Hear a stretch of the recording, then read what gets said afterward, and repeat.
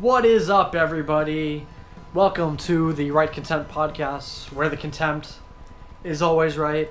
As always, I am your host, Mike DeMarco. You can call me Mike Dem. And beside me is my partner in crime most of the time, Michael Berg, also known as Mech Michael.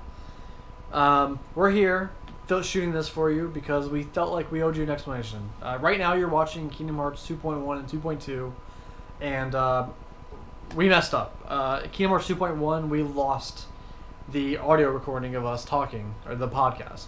So right now on your screen somewhere, you should be seeing 2.1 kind of in fast forward, the gameplay portion of it. And as soon as we're done here, we're going to jet right into 2.2 and continue on as normal. So we're glad you're watching the show. We hope you're enjoying yourself. We hope you're a subscriber. We appreciate every subscriber. Please do find the Facebook page, find the YouTube channel and the website and everything. And we hope you see you there. We hope we get to talk to you and we learn what we're doing right and what we're doing wrong and what we can change. And we appreciate any feedback you have for us. So thank you so much. Enjoy the show. We'll see you next time.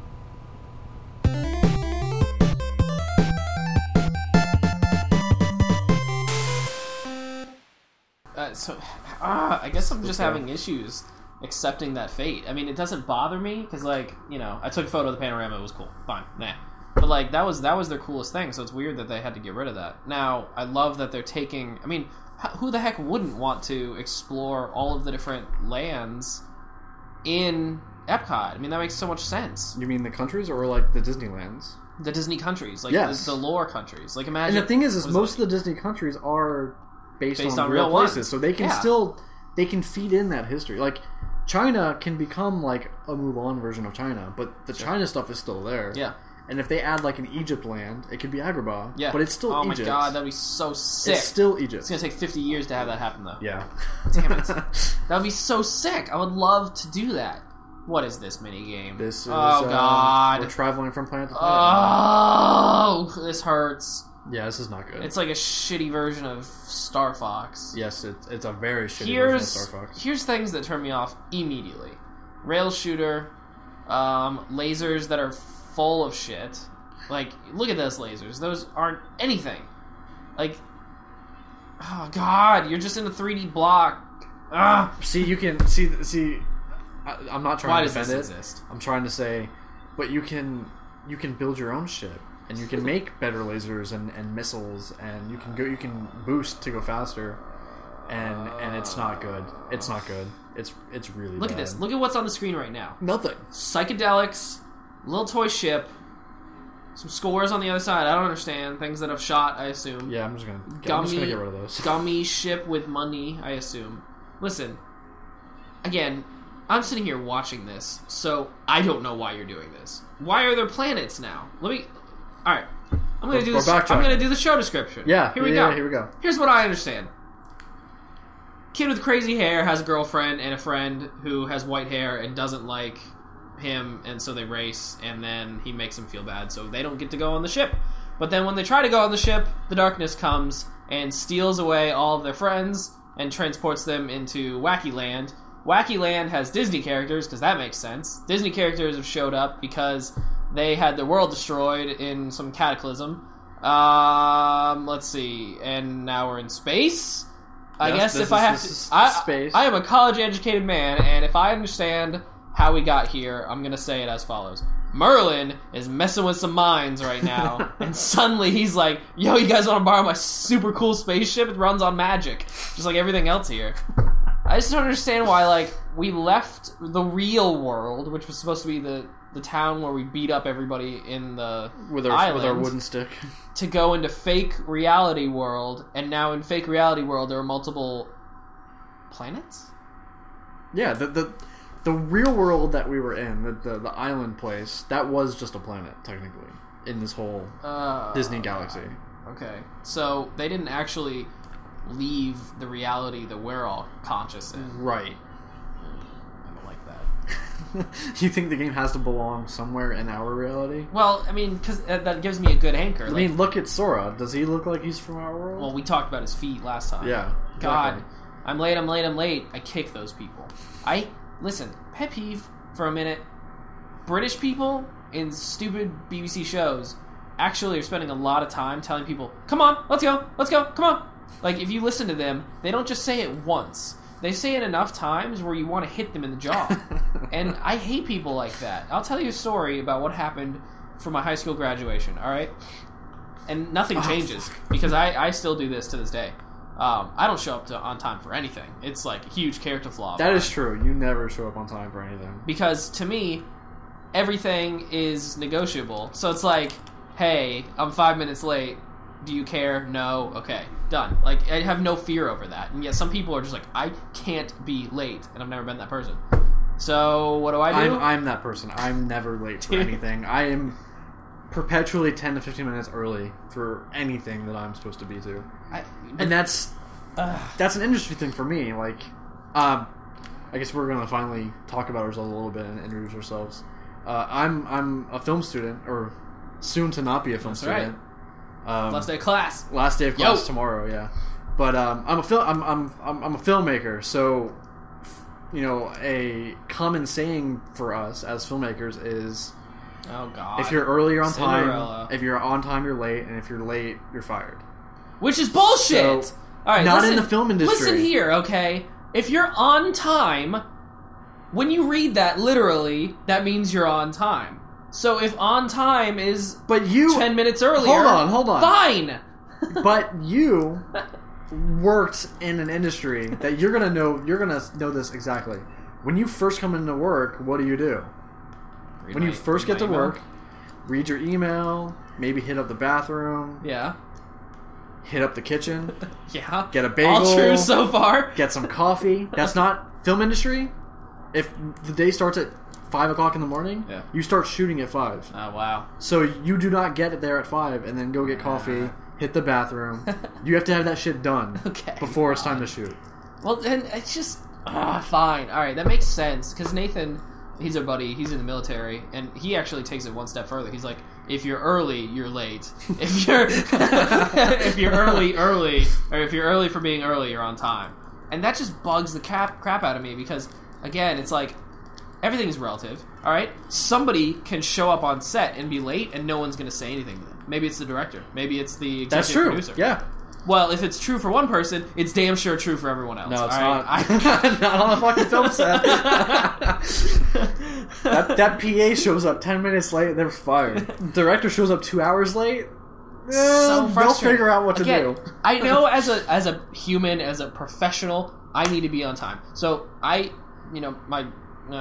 girlfriend at the time, she reminded me, she's like, listen, you need to really get better at being on time. And so since high school, I've made a huge effort. I used to show up like 15, 20 minutes late to places, and now I average like 0 minutes to 10 minutes. But here's the thing, is like there is an unnecessary amount of stress that being on time forces you into. Yes. I sit there, I stare at the clock, and I'm like, well, maybe I should leave early. Maybe I should leave right now. Like, I've left for meetings an hour early and shown up 50 minutes early because I'm just like, well, if I don't stay on top of this, I'm going to be late.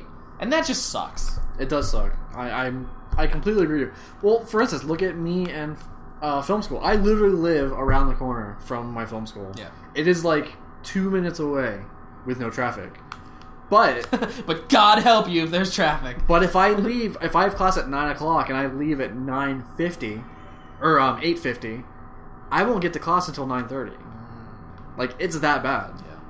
So when I have class at 9 o'clock, I leave at 8:20 and I get there at 8:30 and then I have to wait half an hour. Yeah. See, that's my problem inherently. When I was working at our web design agency, I lived 10 minutes away, which means I don't care if traffic's that bad. I'm not going to leave 30 minutes early and give my boss free time.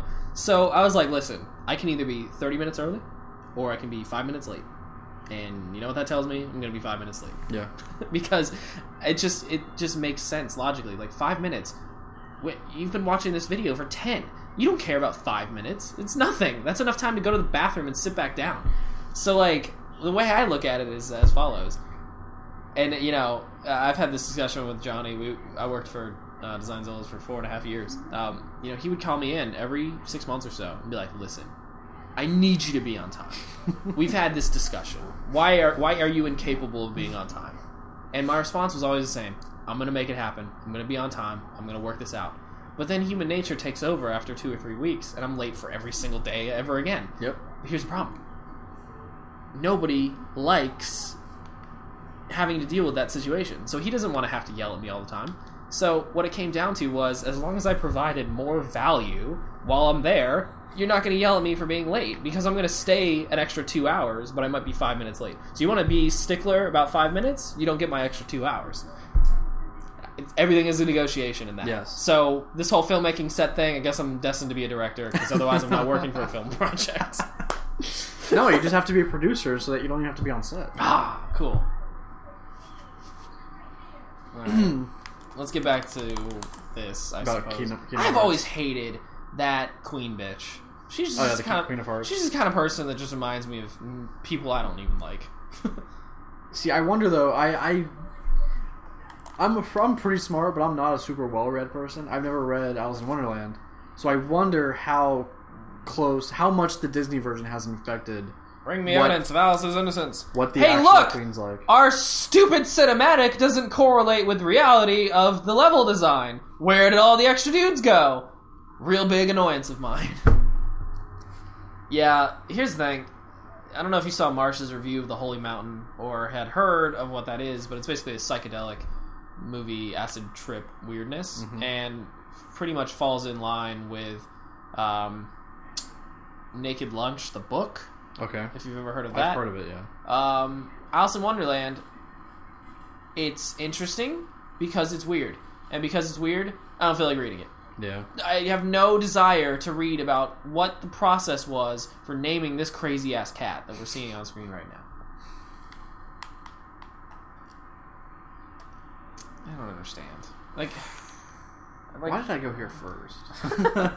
I had two choices, and I picked this one. I suppose it has something to do with being rather straight edge with my life, but like, I don't like look at that and I'm like, ha ha ha, it's so funny the way they came up with that cat. He just disappears. That's so weird, man. Like, I'm just like, why is that cat coming in and disappearing? And why is the Cheshire Cat in this story like a big grinning cat? Is it a reference to drugs? Is it a reference to insanity? I don't care. You are going on about stuff that I'm not even following you at this point. Like, I think you just did an impression of someone who's really high. But I'm not sure. So, let's talk about this from a game perspective for a minute, because I'm looking at this, and I understand how level design works. Yes. But I'm finding you running around boxes hitting things a lot. Is that a correct statement? There's just different wallpaper on the walls each time. Boxes and so this exact level design is fairly similar to the exact level design of the streets you were running around a few minutes ago, before you got transported in the flying machines. Probably more or less, yeah. Oh god, fucking jumping. Why do you think that they... I don't know. Look, we have one piece of evidence. Also, it's really annoying that he doesn't open boxes with his hands. See, I kind of like that, because then, you can come up with reasons in your head, like, maybe these boxes are only here because nobody else could open them, because they didn't have the keyblade. Or, maybe these boxes are here because, literally, this is a dream, and none of this makes sense. Is that their play it's here? It's a dream. Is this all Dreamscape? No. No? It goes way too deep to be a dream. Alright. I'll tell you something. I'll inception this conversation right now. Okay. I had a dream that I took a photo of a friend's face and made him wear a mask of his face. Photo, scan, print out. What? Hold on. Backtrack. What the fuck was that? I took a photo of a friend's face in my dream. We cut it out and made him wear it. So you made... In my dream. In a dream, you made a photo... You took a photo of someone, printed it out, and then made that someone wear their own face? Yes, so they could be a spy. Like a TF2 spy? I don't know, man. It was a funny dream. It was my... See, for me, I don't really remember dreams unless there's something really memorable. That's the kind of dream that just... I would have woken up and never thought about ever again. It just sounds very... I think I have to... I think it's... Is it the yellow one? I think it's the red one. So basically what's going on right now, if you... Actually, no. What do you think's going on right now? That's what I want to know. Okay, listen.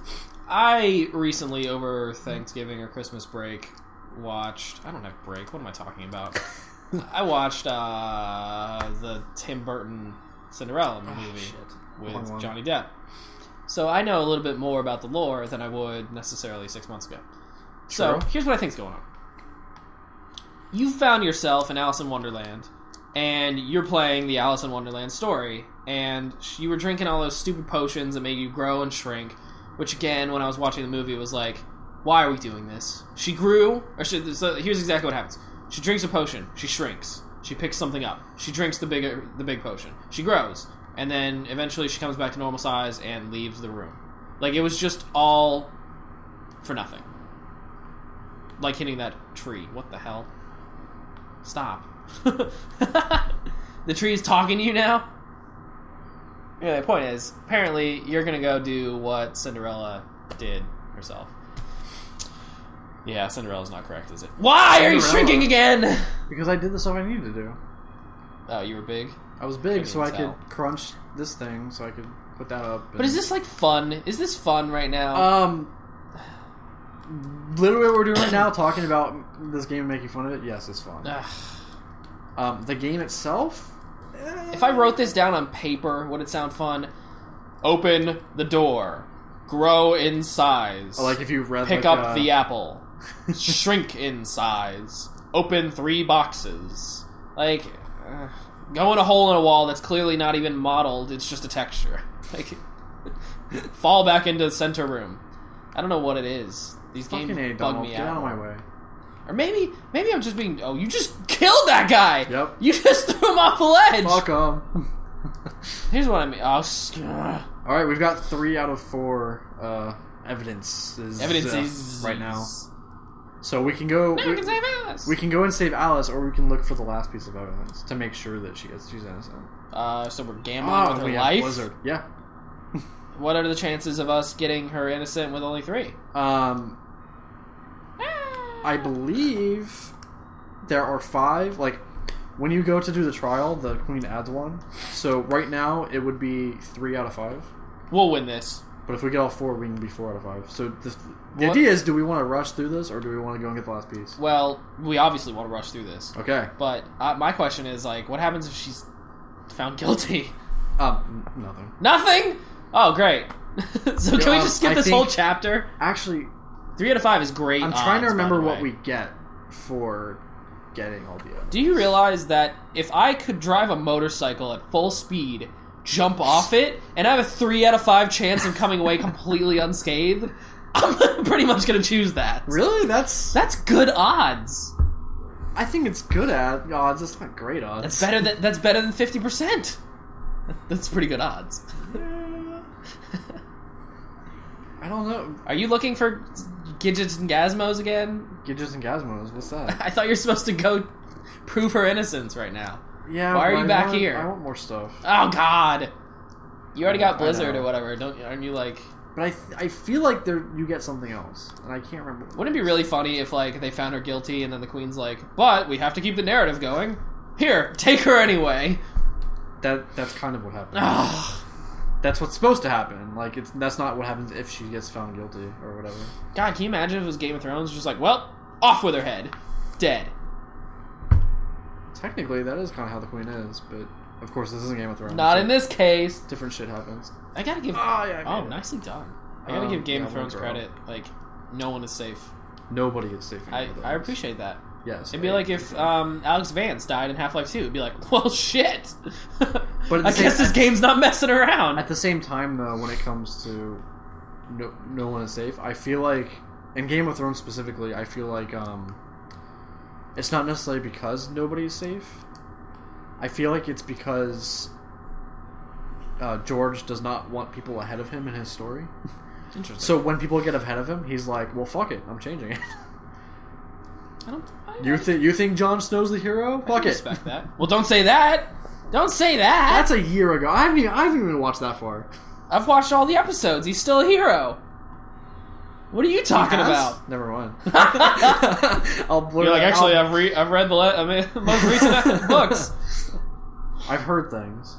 Well, I don't know. I mean, they've said that the narrative is not any longer going to be tied directly to the footage. They said the show will pass the books. I'm interested to see what happens when it comes to how long the show can actually go, because yeah, they might try and like fucking make it go forever, or they might literally just cut it short. I mean, you think about something like God, what's a good example? Fuck, I cannot remember. I mean, like, imagine if they never, and not to like reference everything the same as always, but like, what if they just never made another Sherlock? Like, people would die. Like, it's that good, but like, you know, you could literally be like, well, it was that good. Like, Game of Thrones is so satisfying each season. I could literally never watch another one and still be glad that it existed. I wouldn't be able to handle not having more. But, I guess that's true, but HBO is not going to just give up Game of Thrones. Oh, no, it's the moneymaker right now. Because of whatever reason. Here's what I mean. They're going to make it go as long as they can. We watched the Power Rangers reboot tonight, and we watched the fan film for Dragon Ball Z Light of Hope or something like that. Light of Hope, yeah. And both times, I was like, if we cut this in half, how much better could it have been? Yes. And I agree. I'm pretty sure you're gonna be right. Oh, well, no, we can't. Better get the apple. I hate you. I hate you for going in circles right now. This game is all about circles. No. We have 2 more to go through. So the thing is, like, so yes, in our filmmaking, do you want me to air my grievances first about those? Well, I think, yeah. Or do you want to work our way through sort of the review? You can go in a second. I just want to make this clear because I think we both share the same feeling. Like, in our filmmaking, I just want it to be excellent, even if it's short. Like, if it's 3 minutes, but boss, you're gonna watch it 6 times, you know. But like, I'm never gonna watch those again, except for like maybe to see a couple parts that were really cool action sequences. Like, there's something about the quality of the special effects where I'm just like, if you had less, you could do them better, you know? I can't fucking remember what to do. Yeah, I definitely feel like there was some flair for the sake of flair in both of those videos. Let's focus on one first. Let's just do the Power Rangers reboot. Let's talk about the Power Rangers one first. The Power Rangers one I thought was awesome. Like, it's definitely a fan film. That's all it's supposed to be. Tell me if you know how it came about, because that had a budget, all right? Yeah. Well, I'm not going to act like I know a ton about it. We're going to go to the Queen now because I can't figure out what to do. What? Time? Oh, do we want to next time on... You tell me. Decide. Next time on the show, we'll talk about Power Rangers? No, as in next... Oh. Yeah, next time on the show, we're going to talk about Power Rangers.